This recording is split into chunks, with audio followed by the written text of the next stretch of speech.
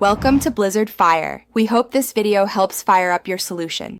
You start by confirming prerequisites so the installer won't fail. Once done, install NET Framework 4.5 and apply pending Windows updates to avoid missing components.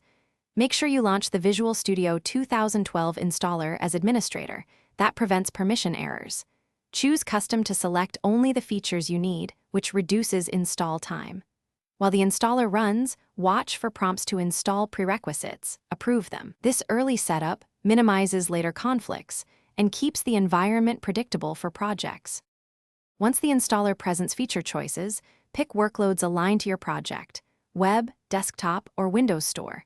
You should include SDKs and targets needed for your apps to compile, otherwise you'll add them later.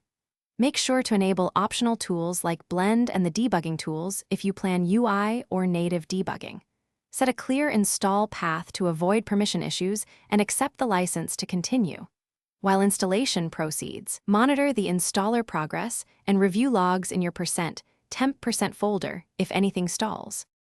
You finish by launching Visual Studio and immediately checking help, then check for updates to apply Update 4 or the latest official patch, which fixes many post-install bugs.